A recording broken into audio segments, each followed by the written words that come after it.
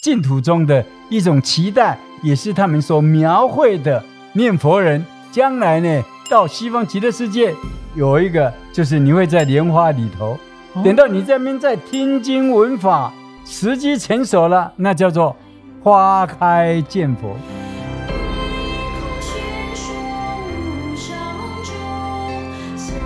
欢迎收听菩提麻瓜，我是小编阿若，我是林世敏林老师。那我们菩提讲完了之后，我们来讲莲花。看到有人说佛陀被称为人中莲花，那也有看到有人说莲花是可以代表佛教的。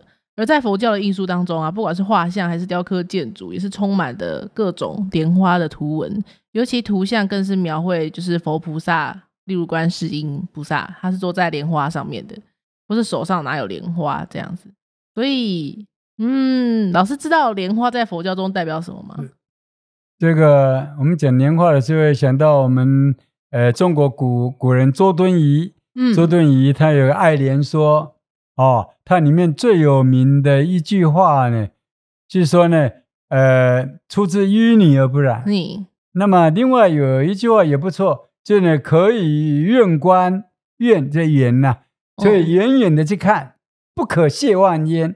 亵就是就近，不能够接近去玩弄它，它就有点神圣不可侵犯的那种味道。这周敦颐，很多人我们在国中在高中的时候就有读过，老师是国文老师。那么在佛教里面来讲呢，因为这个莲花当然也有出淤泥而不染的，对不对？是。我们知道佛教把我们这个尘世红尘世间叫做五浊恶世，就好像那个污泥污水啦，那样东西。那呢在这边修行想要在这个修行不太容易。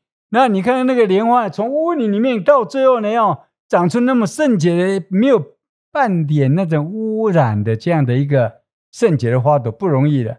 所以佛教呢就有这样的一个比喻，也是莲花的圣洁，它不是从清水中去长大。佛典里面有这样的佛典就是在清净的土地上长不出那种清净的莲花的同样的道理，清净的水中清水中也没有办法，因为什么？没有那个营养啊。污泥中有营养。你知道佛是怎么样成佛的吗？佛是因为度众生而成佛的。是如果你在天上，在那地方的话，在那个很多就很聪明他们本来就有善根他们的道行本来就很高了，这个佛就使不上力了。你知道吗？没有穷人怎么样去布施呢？没有病人的话，医生就要失业啊，对不对？佛就是要在人间，所以佛典里面有一句话很重要，诸佛都在人间成佛，没有一尊佛不在有人的世间成佛的。说跑到那天上，跑到西方极乐世界去成佛，没有。所有的净土都不会出现新的佛了，所有的如来，所有的佛都会在五浊恶世，在这种呢充满了罪恶痛苦，对不对？一般人看起来污秽不堪的世界里面，才能够行菩萨道，才能够证到你刚刚我们在前面有讲到，证到阿耨多罗三藐三菩提，才能证到真正的无上的正等正觉。所以其实莲花的含义跟佛教中就是成佛这个含义勉励大家是有点像的。就是说呢，要呢走进人群，不要嫌这个世间呢烦恼多。众生因为有病才会去找医生呢，医生才有职业所以所谓的名医是很多疑难杂症的病人造就出来的，才能成就他们的生命。华佗，对不对？我们中国里面华佗那边阙，那么呢他们都是要怎么样？都是要有病人，对不对？他们才能使得上力所以呢看起来像是污浊的这样的凡尘世间，其实正是我们修行的好地方。还有 OK 好，所以说那个菩萨就比如说观世音菩萨或是文殊菩萨，很多画像在画这些菩萨的时候，也是将他们都是坐在莲花上的形象在描绘，或是他们手上有拿莲花，所以意思也差不多是这种感觉。那么在净土中的话，对莲花他们还有更深一层的含义他们我不是植物学家，嗯，他们认为说莲呐，这莲花开的那个时候，底下的那个莲子呢，好像已经也开始在发育了。是所以莲开成的时候，那个籽就成。哦，那这是来比喻说，因为我不是专家，我不知道这样讲对不对？但是有这样的一个比喻，就是说呢，因跟果是同时的。哦，哇靠，那这什么意思？就是说你念佛的时候，你念南无阿弥陀佛的时候，西方极乐世界就有你一朵的莲花长在那里了，等着你去坐在那上面。哇塞，你晓得我们在这个世间是欲界众生，都离不开父母才能生我们嘛。那到西方极乐世界，不是凡胎的父母来生我们了，它是化身的莲花来化身的。就是呢，你这边呢发愿念佛的人，在西方极乐世界就有你的一个小的莲花哦，这已经开始随着你的功力，你的那个持续的努力，它就慢慢的开放了。哦，这是净土中的一种期待，也是他们的欲望，也是他们所描绘的念佛人将来呢到西方极乐世界有一个，就是你会在莲花里头。等到你这边在听经闻法，时机成熟了，那叫做花开见佛。我们平常念佛的人都花开见佛，悟无声。无声就是呢，没有声音吗？没有生死，没有生灭，那种境界，一般凡人呢没有办法去了解。我们举一个例子，你在睡梦中呢，对不对？譬如说我前天刚好梦见我们那个秘鲁快死了啊，真是假的？哎，对，我梦见了，结果我还跟他口对口给他呼吸，给他呢口对口，很臭，可是真的把他救活了。可是我呢一直这边跑去呢呕吐，还去那漱口。秘鲁是老师家养的狗，是，就是我们这只，它已经快18岁了。我看这几天也差不多了。我在想 ，OK， 那这样的话呢，就是说呢，在梦中，假设我这只狗死掉了，它死掉了，因为急救的关系，它又活过来了。它在梦中可能生了死，死了又生。可是你知道，那个生死是如幻的，在佛家看起来，是像幻境一样，没有真正的生死。同样的，佛教里面有一个比喻。像呢，荧幕上，空中了像荧幕一样的。你看那个花朵在那边开了又谢了，开了又谢了。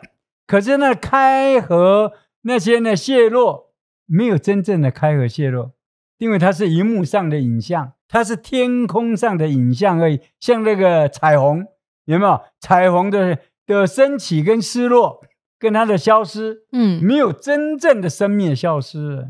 佛教是认为说，人的生死的如幻的因为我们这个五蕴的身体呢，本来就不是生死的，不是真实的，不是真实的身心生命，它的生灭呢，当然也不是真实的了。那么了解到这里的时候，我们就知道说，到了西方极乐世界，功成名就。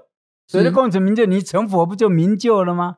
成佛之名你功成了，你的功德圆满了。对不对？你体悟到佛教讲到的不生不灭的道理，心经就有诸法的空相，宇宙的天地万物，它们都是不生不灭的。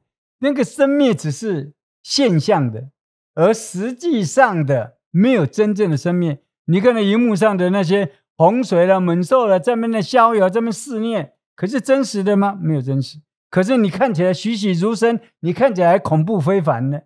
所以因此我们晓得了。真正的念佛求往生到最后的时候，花开见佛了，悟无生，体悟到真正佛教悟无生，其实就是证到阿耨多罗三藐三菩提了，见到佛教讲的不生不灭的这样的一个道理了。那真正的证到不生不灭呢，以后就不会再有生死了。好像一个人他在一直觉得说自己呢很穷。自己很穷，他有一天他发现他自己是一个大富翁，为什么？因为他的银行簿子里面有几千万亿，可是他以前不懂得怎么样去用，现在呢他发现了自己的密码，知道自己的有钱，他不要再当乞丐了。同样我们众生一样，我们说会去贪我们说会怎么样呢？不晓得自己跟佛一样的有智慧，跟佛一样的有能耐，我们跟佛来学，学到最后我们终于发现，我自己跟他一样，也有超大的能力，我也有超大的智慧，所以我以后呢可以自在快乐过生活，我不要再烦恼，不要再痛苦了。哇，我想要一个莲花老师可以悟彻出这么多道理。莲花就是也是净土中很常见的庄严嘛。阿弥陀经是记载说极乐世界的人民都是从莲花中化生的这样子，然后也是有很多佛经是记载说这些菩萨啊会在人生命临终的时候手持莲台来接引众生，然后往生极乐这样子。所以莲花才在佛教中会有蛮多意义的。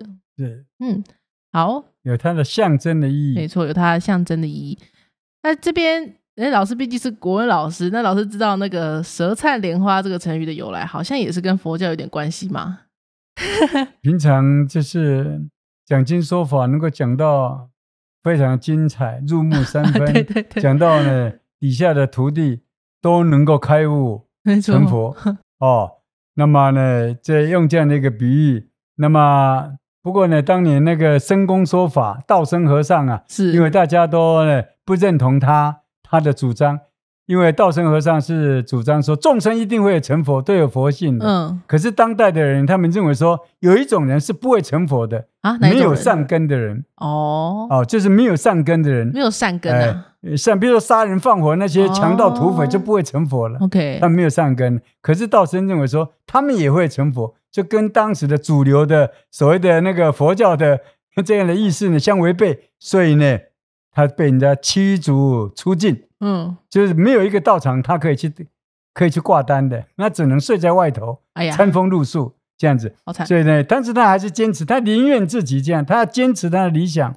所以他呢到了河边来，看到一堆的石头在那边呢，站到一个比较高大的石头，然后对着底下的小石头说法说呢佛呢是一个慈悲的人，他发现众生就有佛性，对不对？虽然杀人放火，可是他的佛性不会消灭，他的善根会减损，他没有善根但是他的佛性还是在，成佛的本质还是在的。像一面镜子，你加了多少的污秽的东西，就是加上了柏油，加上了泥巴，只是你将来去除的时间可能要晚一点点而已，他们毕竟还是镜子，镜子的本质是永远不会改变的就到最后呢，佛教的经典像《涅盘经》大涅盘经这些进到中国以后，开头呢没有多少行4-5行吧，就呢明白的写着了。你那种众生，佛教有一个专门有的名词叫一禅提。一禅提，禅室的禅，一个门底下一个单。我也特别做了一首歌叫一禅提。是什么意思呢？对，一禅提就是一个没有善根的众生，佛教称它叫一禅提。就杀人放火这些没有善根的，在过去认为他们不会成佛，他们也会成佛的，只是时间比较晚一点而已了。所以呢佛典里面就讲一禅体的众生也会成佛。所以呢道生呢他呢坚持有恒，那在上面的时候讲，他对那些石头讲经说法的时候一样非常的用心字字珠玑，而且每一句都能够打动石头的心，所以呢石头才会点头当然这种呢是一个公案，一个故事它的启示就是说呢我的解释了就是道生和尚呢他会讲到自己的主张，这是真理，可是没有人接受，有一点悲从中来，所以含着眼泪，在泪水的这样的闪烁之间他发现底下那些石头呢也会晃动起来，也会点头。对，他们会成佛，类似像这种很会讲经说法了。我特别提出说，道生和尚也要给他记上一笔，他也会，他讲到呢那个石头都能够点头了。至于很会上台去讲经说法的人呢，等舌灿莲花了。那么呢，我一直也想呢当一个舌灿莲花的讲经说法的老师，可惜啦道行还不够，你慢慢努力就是了。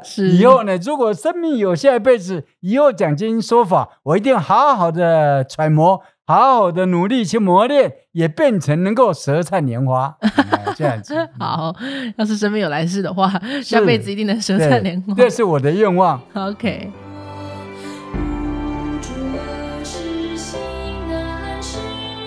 接引众生来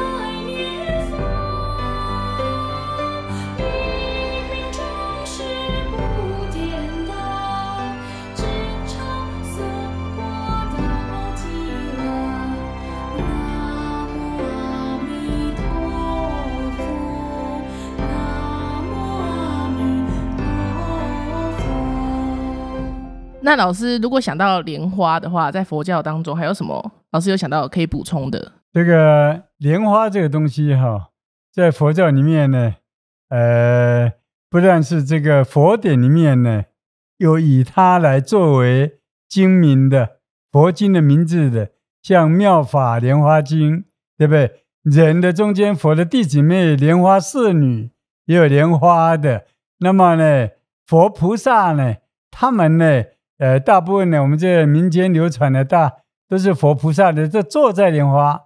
那将来呢，比如说西方三圣啦、阿弥陀佛啦、观世音菩萨、大势至菩萨，他们都是呢手持莲花，来接引这个念佛人啊。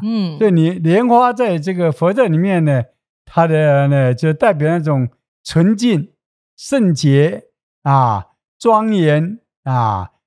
另外一个用简单话来讲，有修行啦。人格高贵的佛性呢，都非常的澄明，能够呢，觉悟，能够显现出来，这样子。我们平常说念佛想要往生到西方去，我们有时候呢，称这些呢，念佛的朋友，就净土中的这些朋友，我们都称他们叫做莲友了。莲友啊？对，因为我们在凡尘世间念佛的人呢，在西方极乐世界呢，同时就会有莲花呢，等于安养，等于这么茁壮生长在那儿了啊。你越虔诚呢，它就开得越好，长得越好，越漂亮，这样子。因为我有听过一个说法是说，极乐世界充满着莲花这样子。那不只是充满，那是一片一望无尽的那种呢。所以我们有时候称西方叫极乐的莲邦，对，莲花的一个国家，一个国度啊，极花啊。那么称念佛的人呢，凭怎么说呢？是求生净土的莲友。求生净土的莲友啊。OK， 在阿弥陀佛经里面呢，就提到说，西方极乐世界有很多的莲花，那些莲花呢很大，大的像那个车轮那么大。哇！那么青色有青色的光啊，那么白色有白色的光，黄色有黄色的啊，那么呢，这个白色、红色、青色、黄色，用闽南话念的，我念的比较顺。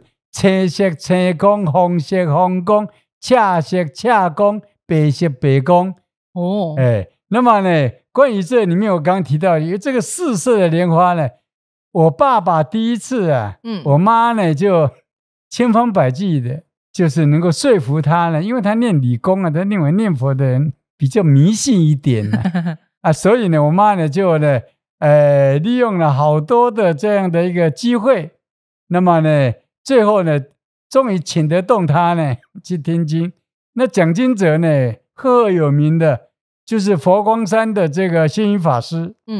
他在现在的成功路高雄佛教堂讲阿弥陀经那时候呢，我跟我妈先去，我爸呢骑脚踏车来，他比较慢一点，呢，他呢还好赶得上呢，正式的这个讲经的开始的时候，他到了，还坐下来不久，刚好呢那一天呢，星云法师讲到这一段，就是西方极乐世界的莲花有黄色的就散发出黄色的光，白色的白光，那么红色的红光，青色青光。我爸大概迟疑了大概6、7秒钟吧，他就起身了，就离开了，在众目睽睽之下离开了，让我妈很错愕，我也觉得很尴尬为什么？为什么呢？回来的时候，我爸就说：“哎呀，无聊，我还以为佛经是讲什么样高深神秘的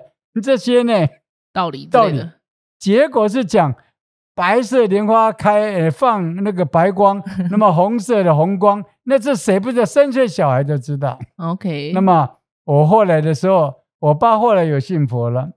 他到晚年的时候，他不是晚年，他得了癌症呢。要走的时候，他自己回味一下他跟佛的因缘。他说呢，真不巧他没有从头就开始听起，他刚好去的时候就讲到说那些莲花在放光，他觉得很单调，觉得很无聊。那我们只能这样讲吧，学佛本来要有智慧之外，就是要有一点福报，还要有善根，还要有机会因缘呢。他刚好很不凑巧，就是呢，我爸爸跟我妈呢，我们都一致，有的这样的一种感叹呢。那再说到那个莲花呢，大的像车轮一样，在台湾我就真正看过，好像在白河这附近有人专门在，好像培育一种叫做大王莲花还是怎么样的？大王莲花。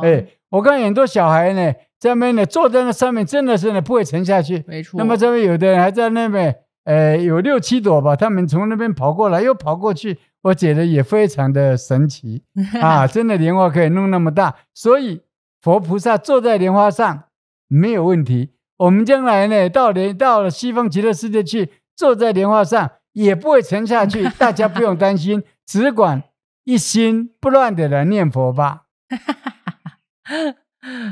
有那个台南白河是有那个霸王莲，好像是有载重限制80公斤还是60公斤啊，反正就是一个公斤限制。像我呢这一生呢都没有超过60公斤。哇哦！我大概都是在55到60的中间。哇哦！所以呢那些莲花呢，我相信西方极乐世界的莲花，如果又有机会，我有这样的福报上去的话，我相信我可以坐在上面很安稳的继续在听经闻法。我们到西方极乐世界听佛在讲经，等到功德一切呢都真正的开悟觉悟了，就所谓的开花，就所谓的花开见佛了。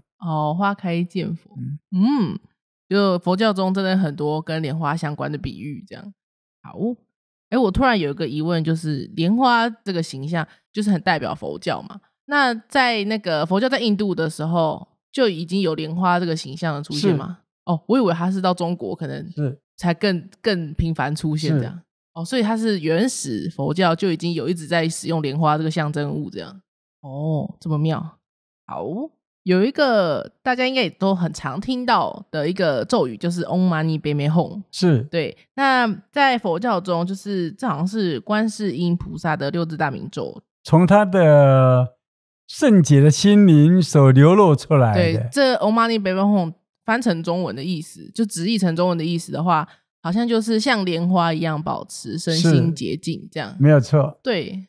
为了这个咒呢，因为这个属于密教的东西，我对密教不是说不喜欢不尊重，我比较没有研究，因为接触到所谓的中国的这种大乘的显教啊，北传的佛教，所以我对于西藏的这个东西呢，我从小就没有接触，长大以后呢，可能因为习性使然呢，所以我对密教也没有说非常大的兴趣。虽然我大学的同学呢曾经写过那个密教，就是所谓的密教的概论，但是呢他送我书，但是我一直也没有研究。关于那个6字呢，我也没有排斥。从哪里可以知道呢？因为我还曾经为他写过一首歌，我现在呢拿出我的手机了，那么把它放出来呢，给大家呢听听看。如果你真正喜欢的话，也可以呢，好好的欣赏一番。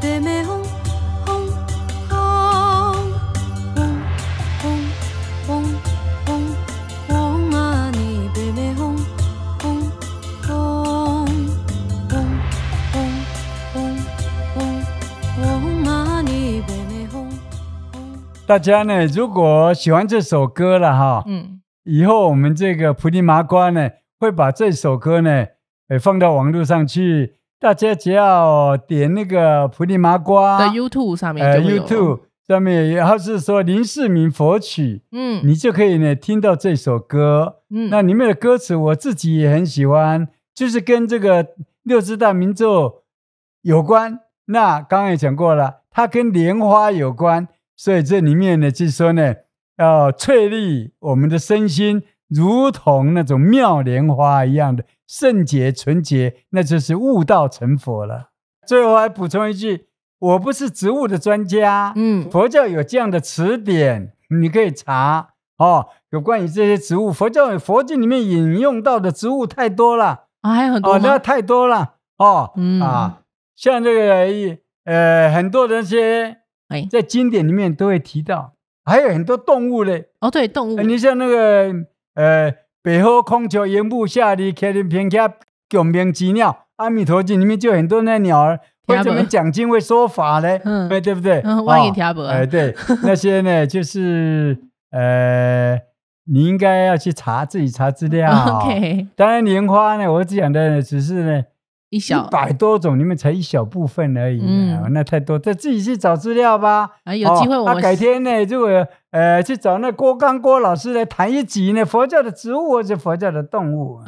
对，之后也可以来谈佛教有常听到的动物的含义。是，好，那我们这集就录到这里，我们下集再见，再见，拜拜。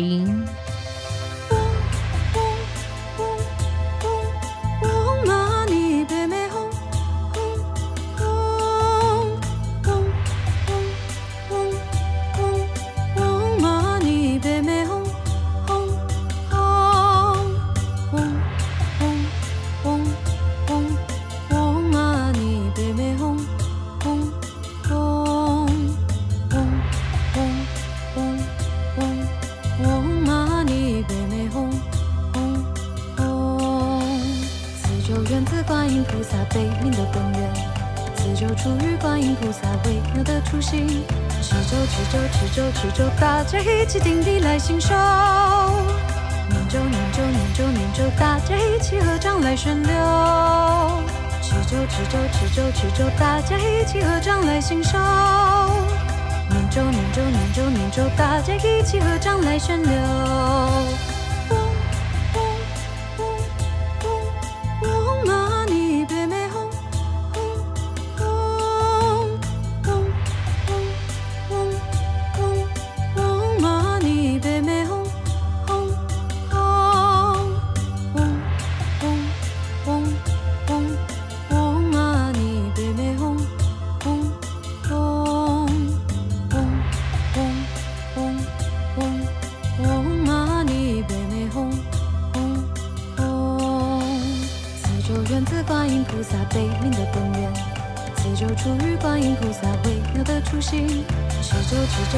持咒，大家一起顶礼来信手。念咒，念咒，念咒，念咒，大家一起合掌来宣流。持咒，持咒，持咒，持咒，大家一起合掌来信手。念咒，念咒，念咒，念咒，大家一起合掌来宣流。一念当下，观音菩萨应是视线来还地。